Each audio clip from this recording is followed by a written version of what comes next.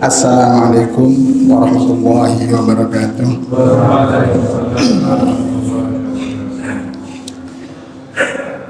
Innal hamdalillah nahmaduhu wa nasta'inuhu wa nastaghfiruh wa na'udzu billahi min shururi anfusina wa min sayyiati a'malina. May yahdihillahu fala mudilla lahu wa may yudlil fala hadiya lahu. Asyhadu an la ilaha illallah wahdahu la syarika lah wa asyhadu anna Muhammadan abduhu wa rasuluh. Allahumma shalli wa sallim wa barik ala sayyidina Muhammad wa ala alihi wa sahbihi ajma'in, amma ba'd. Fa ya ayyuhal hadirun ittaqullaha haqqa tuqatih wa la tamutunna illa wa antum muslimun. Ya ayyuhalladzina amanu kunu ma'as shodiqin. Bapak Ibu jamaah Masjid Baitus Salam yang semoga dirahmati oleh Allah Subhanahu wa taala. Alhamdulillah, puji syukur dumateng Allah Subhanahu wa taala wonten sonten menika kita tasih dipun paringi kathah kenikmatan dening Allah Subhanahu wa taala. Saged nindakaken salat maghrib kanthi berjamaah kanthi kawontenan syihad. Itu merupakan sesuatu yang harus kita syukuri supados kita semakin dekat dengan Allah Subhanahu wa taala. Dan alhamdulillah kita masih dimudahkan untuk melanjutkan kajian sirah Nabi besar Muhammad sallallahu alaihi wasallam, manusia teragung, manusia yang dijamin oleh Allah kesolehannya, kemaksumannya, sehingga kemudian kita harus menjadikan Rasulullah itu sebagai uswatun hasanah. Yang Islam ingkang boten dadosaken Rasulullah sebagai uswatun hasanah niku rugi gede. Rugi gede saestu. Ya rugi dunya, rugi akhirat. Lek boten dadosaken Rasulullah. Karena Rasulullah itu perilaku hidupnya lengkap, paripurna. Sebagai pribadi, sebagai ayah, sebagai suami, sebagai anggota masyarakat, sebagai pemimpin, sebagai kepala negara, niku Rasulullah niku pun sempurna samudayanipun. Jadi sedaya ini sampun sempurna Rasulullah. Mungkin kita dipun gampelaken kanthi wasilah apa menika kajian-kajian rutin menika saged dipun gampelaken niru Rasulullah sallallahu alaihi wasallam. Bapak Ibu yang semoga dirahmati oleh Allah Subhanahu wa taala, kita lajengaken kajian sirah ya. Terakhir kolomben sampun jelasaken perang Noah. Perang Dikorot sampun dereng. Perang Dikorot. Dereng. Nah, ini termasuk kejadian yang terjadi sebelum perjanjian Hudaybiyah. Sasampunipun perang Khandaq. Setelah perang Khandaq banyak kejadian-kejadian. Niki salah satunya adalah perang Dikorot atau terkenal dengan nama perang Ghobah.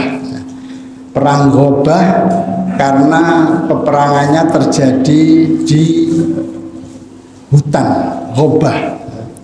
Ghobah itu daerah yang menurut catatan geografis itu jaraknya sekitar 6 kilo dari Madinah. Terus letaknya 6 kilo ke Madinah dari Madinah letaknya 6 kilo dari Madinah.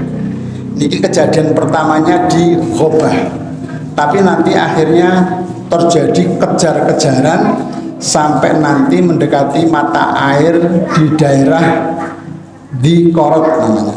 Jadi ini daerah yang letaknya sekitar 35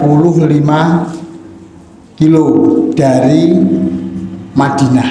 Nah, ini berarti uber-uberan ngantos 35 kilo. Berarti 35 kilo kali saking Madinah berarti yang mriki pun dipakai.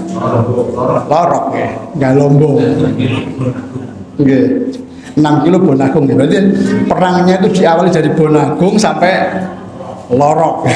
Sampai Lorok. Bonagung sampai Lorok. Niku mungkin ada kejadian yang luar biasa, Pak. Yang luar biasa yang menunjukkan bahwa sahabat itu fisiknya itu memang kuat. Fisiknya sahabat itu mboten ecek-ecek. Terus fisiknya betul-betul rosok. Nah niku buru pasukan mulai gobah menika ngantos dikorot seorang diri. Niku musuhe numpak jaran, piyambake namung jalan kaki. Masya Allah. Jalan kaki Pak, perang. Mulai 6 kilo sampai 35 kilo. Niku berarti pinten kilo nih? 29 kilo. Gitu.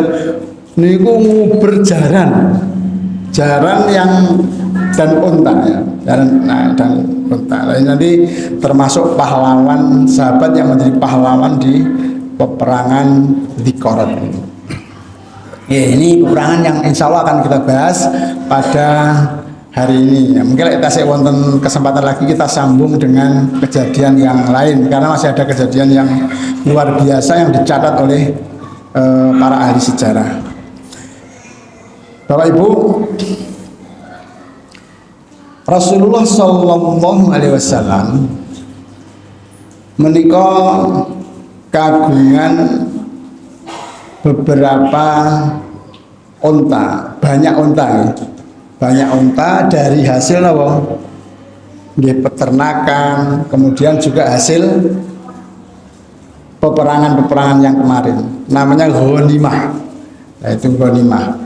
Maka salah satu perkebunan yang sering digunakan untuk menggembalakan unta-untanya Rasulullah itu namanya daerah Ghobah. Daerah ini disebut Ghobah karena memang daerahnya katanya hutan. Jadi memang betul-betul seperti hutan. Lek unta badhe mlajeng niku radi angel saking rapatnya pohon-pohon yang ada di situ ya, di daerah itu. Nah, ini teng Arab wonten ternyata nih daerah Ghobah nih. Niku panjenengan pernah mampir mriku, Pak? Sing pun haji. Ini kadang-kadang misalkan pun preso ini terus mengke mriku malih pas umroh napa-napa wonten terus dipadosi ndi to Ghobah. 6 kilo saka Madinah iki ndi. Nah, kan itu jadi napa nggih? Situs sejarah kan termasuk sejarah nih. Dan sampai hari ini tidak hilang tempat-tempat yang ditunjukkan oleh sejarah itu masih utuh ya, masih utuh. Nah, Rasulullah SAW itu unta-untanya digembalakan di daerah itu, Pak.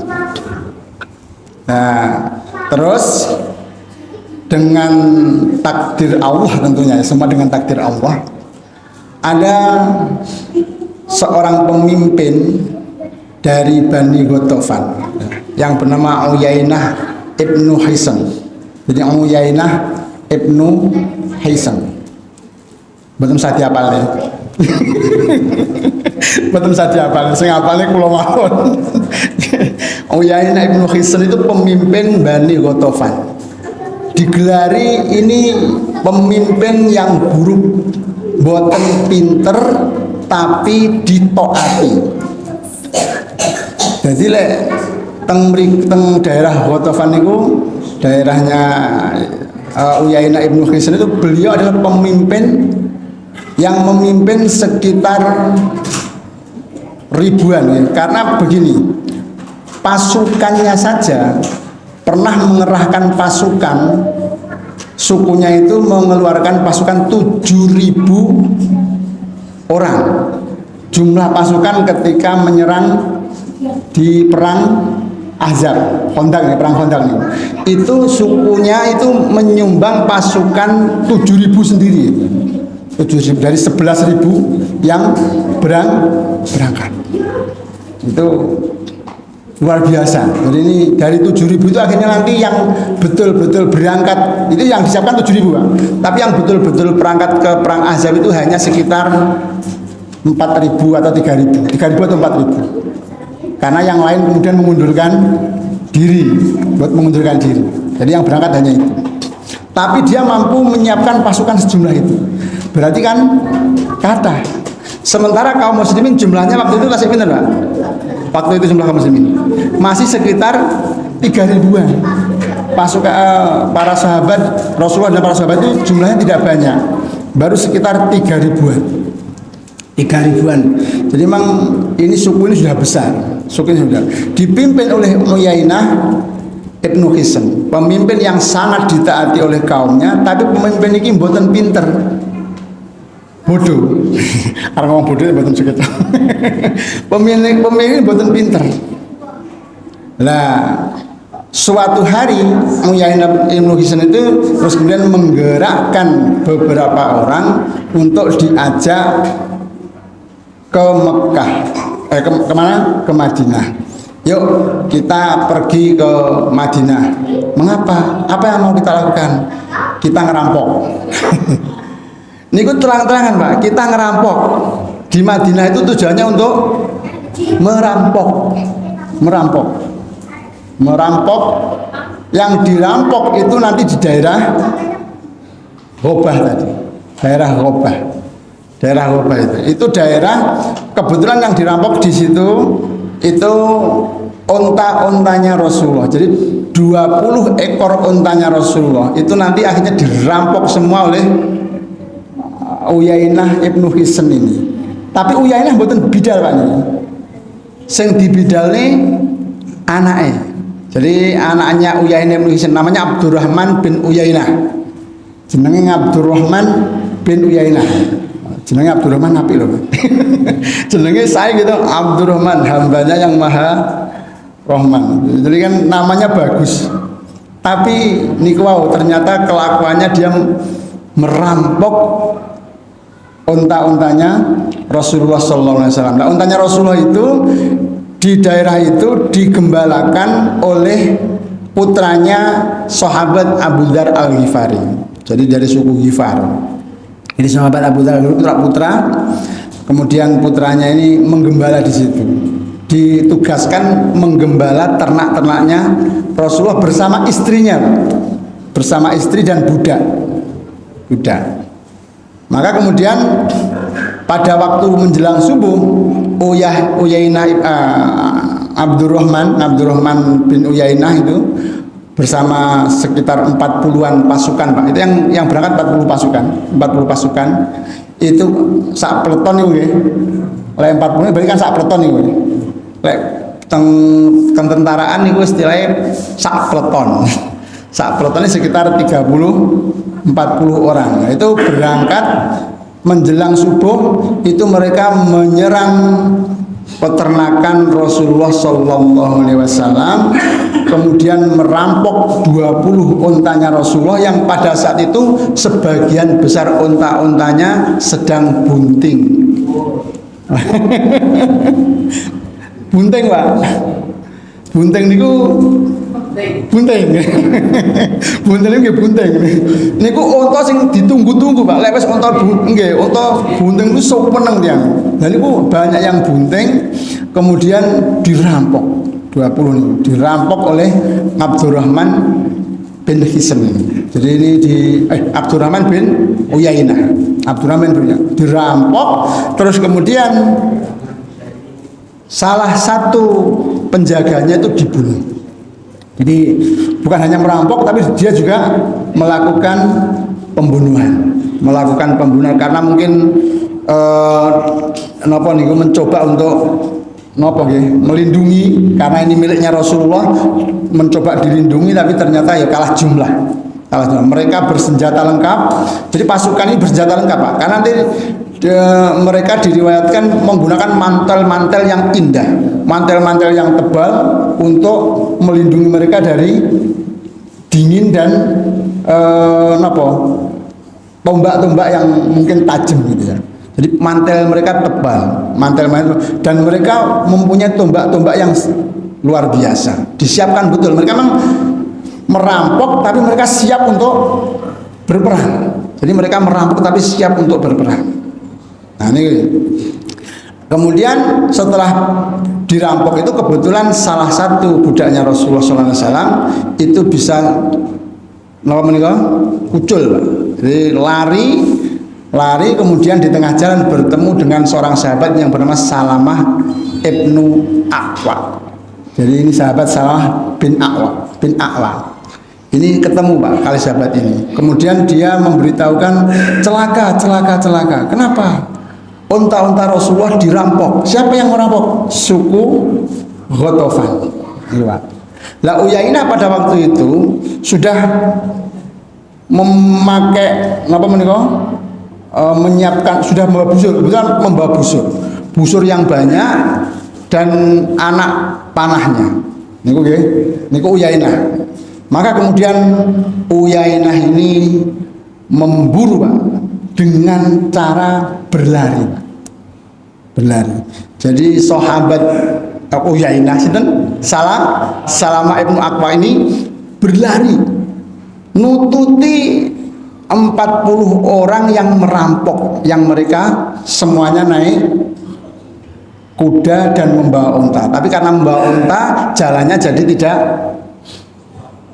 tidak tepat. Jadi jalan sak banter-bantere wong nggawa unta tetap pelan ya. Akhirnya bisa disusul oleh Salamah ini.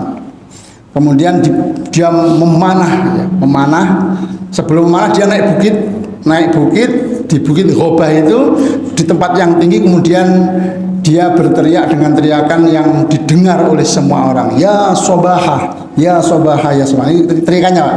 Jadi sahabat ini berteriak dengan teriakan yang keras, dan teriakannya itu didengar sampai kota Madinah Pak. Padahal jaraknya berapa? 6 kilo. Teriakannya didengar oleh orang-orang di Madinah, termasuk Rasulullah SAW mendengar teriakannya sahabat ini. Nah ini kemudian oleh Imam An-Nawawi dikatakan itulah yang disebut dengan karomah. Jadi itu mungkin karomah bagi sahabat salam. Sahabat ini dereng sepuh Pak. Pinten usiane pun jalan tebak. Dereng sepuh nih. Lek wani kalih musuh nututi musuh kalih melayu ini pinten usiane pinten. Pinten? 3 doso. Yeah. Usiane 10 tahun lebih muda dari 30 Pak. Jadi sahabat itu usianya baru 20 tahun Pak. Masalah lek sakniki 20 tahun saya kuliah. Kita saya kuliah. Jak perang sakniki jarang perang sakniki. Niki 20 tahun tetapi dia mampu mengambil inisiatif yang luar biasa. Dia berteriak dengan teriakan yang keras. Kemudian setelah itu dia memanai semua pasukan itu Pak. Jadi pasukan apa niku? Perampok itu dipanai. Kemudian karena dipanah itu ada yang kendaraannya kena, maka kemudian unta-unta yang tadi dibawa dilepaskan satu persatu. Dilepaskan satu persatu sampai kemudian semua untanya itu nanti lepas akhirnya. Kecuali beberapa unta. Tapi intinya ada unta yang sampai nanti dikorot, ada yang sampai dikorot. Niki terus Pak, selama perjalanan berarti 29 kilo Pak. 29 kilo Salamah bin Aqwa ini memburu pasukan ini. Jadi dia berteriak ya Sobahah, ya Sobahah. Ya Sobahah itu teriakan yang pada saat itu dipahami sebagai teriakan peringatan bahaya. Jadi kalau ada orang berteriak ya Sobahah, itu mesti langsung geruduk. Termasuk Rasulullah Pak. Rasulullah SAW dulu ketika ingin mengumpulkan orang, ya, mengumpulkan orang pertama kali, ya, itu di bukit apa? Di Bukit Sofa ya. Itu Rasulullah SAW kan kemudian menggunakan seruan ini, ya sobah, ya sobaha, ya sobaha, kumpul semua orang kan begitu. Nah ini juga, ini sahabat Salamah Ibnu Aqwa ini juga begitu. Beliau berteriak, ya sobaha, ya sobaha. Ini ada yang memaknai maksudnya itu, wahai subuh yang berbahaya, wahai subuh yang hari ini kita mendapatkan serangan berbahaya. Tang mriki mungkin serangan fajar, serangan fajar kan bahaya nggih. Oh betul bahaya. Lah membuat nama berubah kan bahaya. Serangan fajar membuat pilihan jadi berubah kan berarti berbahaya. Gila niki wonten ya sobah itu kemudian berkumpullah. Begitu mendengar teriakan ya sobaha ini, Rasulullah kemudian mengumpulkan para penunggang kuda handang. Jadi Rasulullah mengumpulkan para penunggang kuda, Rasulullah langsung berangkat sendiri. Diriwayatkan yang dikumpulkan oleh Rasulullah itu ada sekitar 500 sampai 700 pasukan untuk memburu Abdurrahman ini, untuk memburu Abdurrahman bin Uyainah ini. Padahal yang diburu hanya 40. Tapi Rasulullah tidak tahu itu jumlahnya berapa, tidak tahu.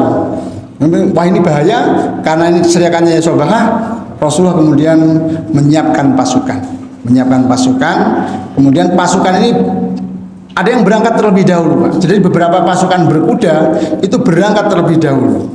Jadi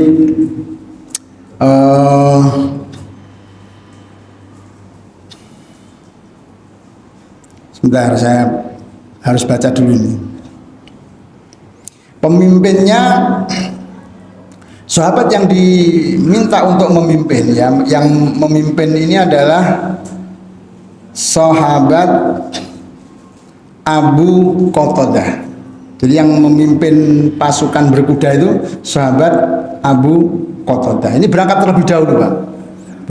Berangkat terlebih dahulu dengan sekitar 8 atau 10 orang yang memang sudah siap berangkat. Yang lain nanti menyusul. Nah ini kan jaraknya jauh, Pak. 6 km. Nah, selama menunggu ini si sahabat Salamah ini sendirian memanai pasukan perampok ini. Dipanai terus sambil mengucapkan, saya adalah Salamah Ibnu Aqwa. Saya adalah Salamah Ibnu Awak. Ya, yang akan membuat hari ini sebagai hari yang paling celaka. Jadi ini ku piyambak, Pak. Tapi ini kali mumpet,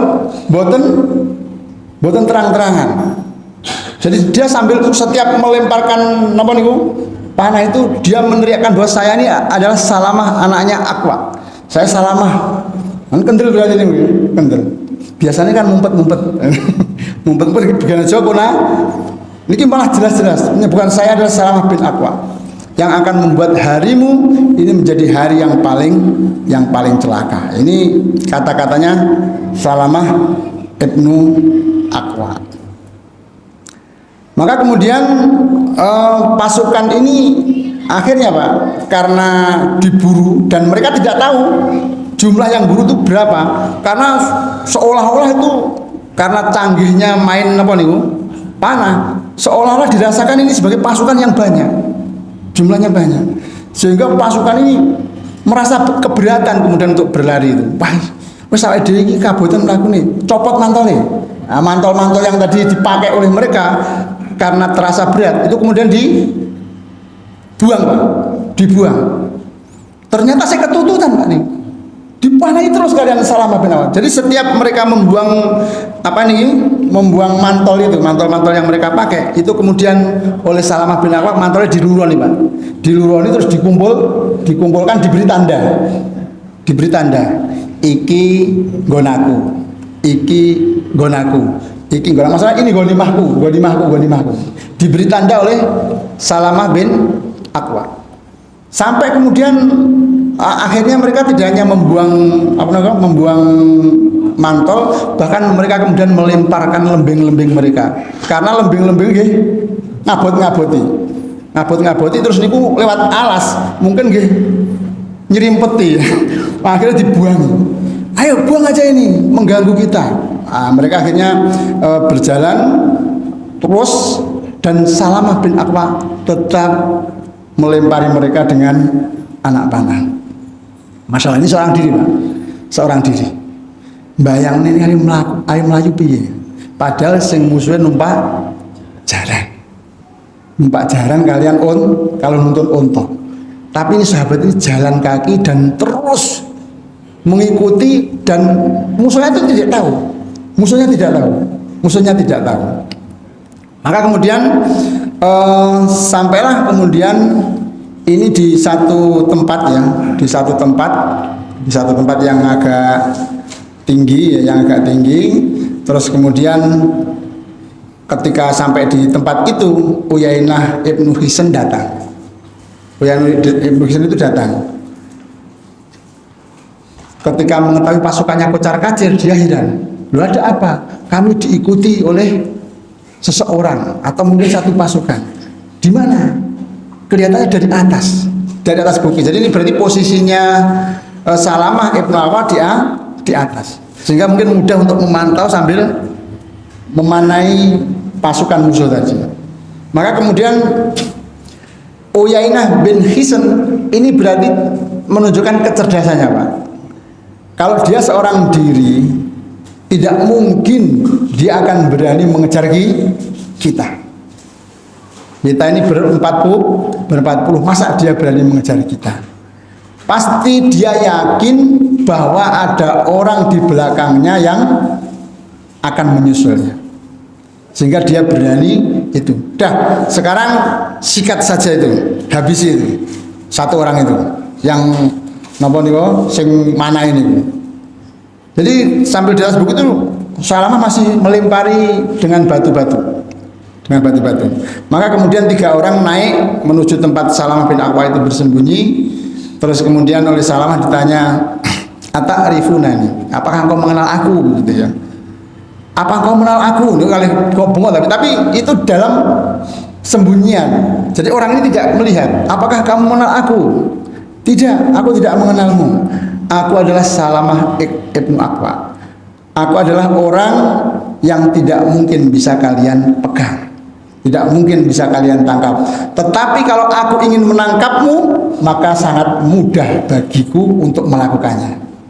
Ini begitu digertak dengan itu, 3 orang ini langsung takut. Karena apa?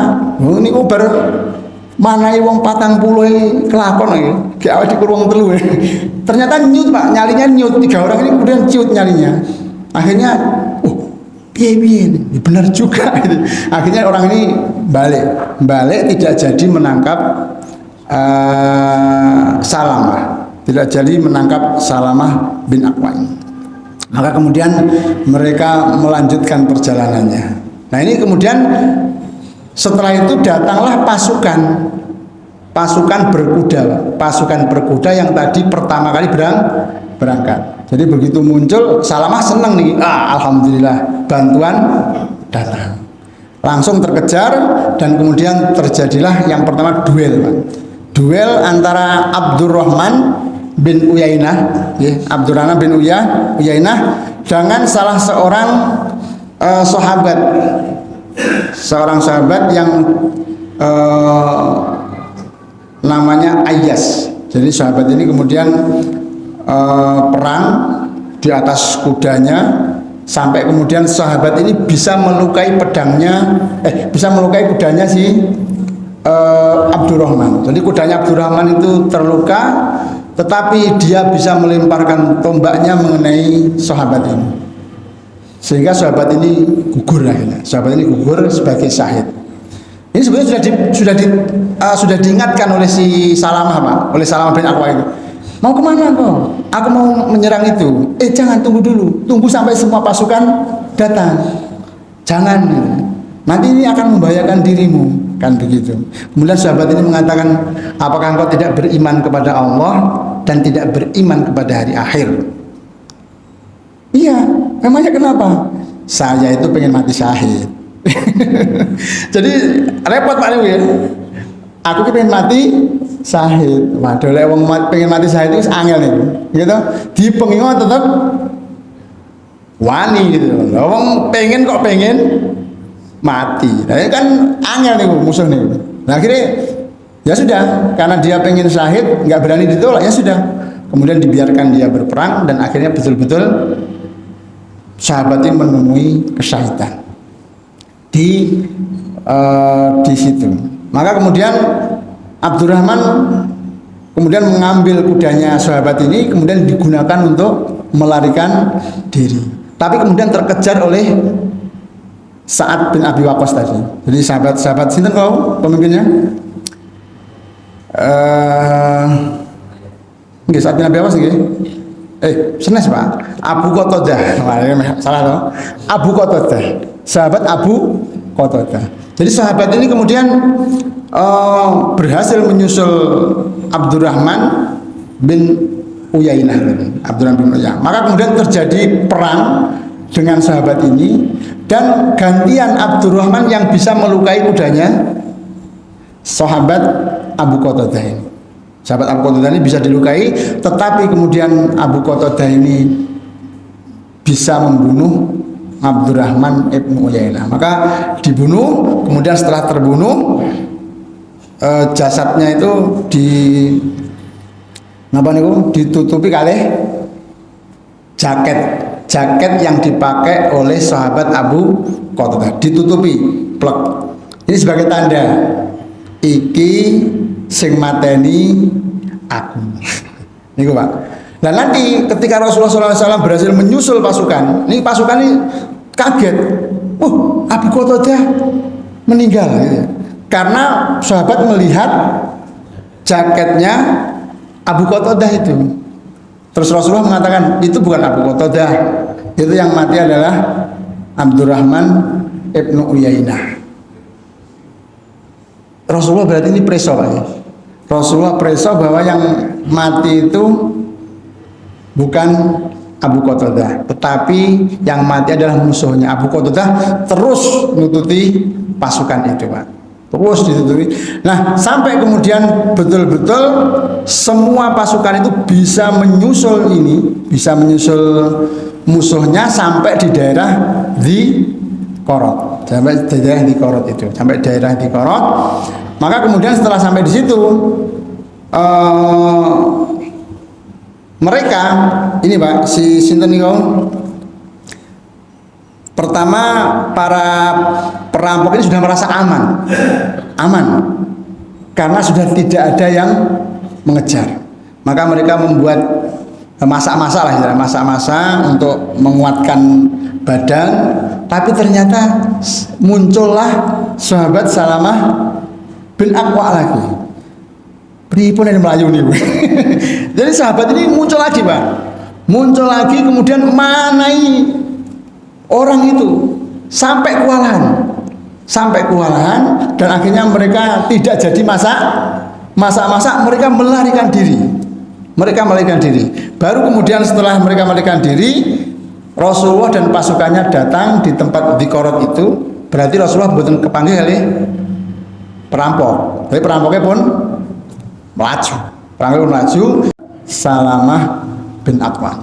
Jadi kemudian setelah itu sahabat ini minta kepada Rasulullah, utuslah aku bersama 100 pasukan.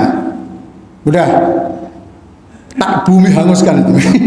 Jadi ini sahabat ini Rasulullah beri aku pasukan 100 orang biar kami bumi hanguskan itu orang-orang Ghatafan. Terus Rasulullah ngendikan pripun? Sudah cukup. Engkau hari ini adalah pahlawan yang luar biasa. Jadi ini dikatakan oleh Rasulullah, hari ini pasukan pejalan kaki yang hebat adalah Salamah bin Aqwa. Sementara pasukan berkuda yang hebat adalah Abu Qatadah. Maka nanti sahabat dua ini mendapatkan bagian ghanimah yang paling banyak. Mendapatkan ghanimah yang paling banyak. Kemudian Rasulullah SAW melarang sahabat ini untuk meneruskan serbuan ke ke Ghatafan. Rasulullah melarang. Mereka sudah sampai di kampungnya, mereka sudah diberi minum oleh para istri mereka. Biarkan mereka beristirahat. Masya Allah. Rasulullah biarkan mereka beristirahat karena mereka sekarang sudah dijamu oleh para istri-istrinya. Padahal bareng ngerampok gitu. Ini akhirnya nanti Abdurrahman Uyainah ibnu Hisn itu akhirnya nanti masuk Islam, Pak. Tapi dia akhirnya murtad terus masuk Islam nih. Oh, ngoten niku mungkin. Abdurrahman ini si Uyainah ibnu Hisn itu nanti masuk Islam nggih ngoten niku linca-linci. Linca-linci istilah linca-linci. Nah, inilah perang di Qorot. Perang yang termasuk banyak kejadian-kejadian yang menunjukkan bahwa karomah itu diberikan oleh Allah kepada siapa saja yang dikehendaki. Dan itu sahabat Salamah ibnu Awak itu mampu dengan jalan kaki mampu mengejar pasukan berkuda. Ini kan berarti kan karomah. Berteriak 6 kilo. Bonagung mriki lho, Pak. Jenengan berteriak saking dalam teng masjid mawon pun boten kepireng kecuali ngagem berita duka ditujukan kepada paling damel niki damel apa niku damel speaker. Nah, ini karomah-karomah yang diberikan oleh Allah kepada hamba-hamba Allah yang memang mukhlis, mereka betul-betul ikhlas meniatkan perjuangannya untuk membela Allah Subhanahu wa taala, membela Rasulnya sallallahu alaihi wasallam. Terus mungkin kasih konten cerita mari tapi pun telas niku kali disambung minggu depan insyaallah. Ada satu wanita yang tadi diculik oleh para perampok nih.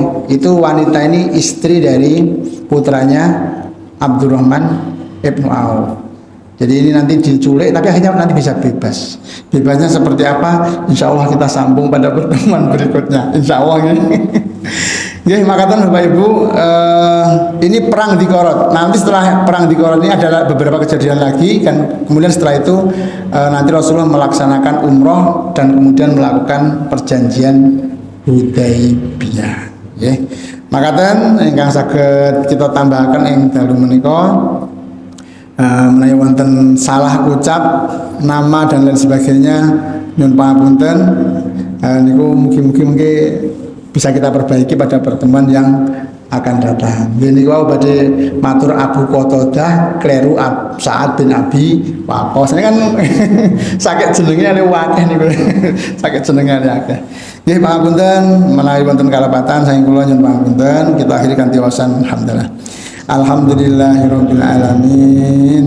Subhanakallahumma wa bihamdika asyhadu an la ilaha illa anta astaghfiruka wa atubu ilaik. Wassalamualaikum warahmatullahi wabarakatuh.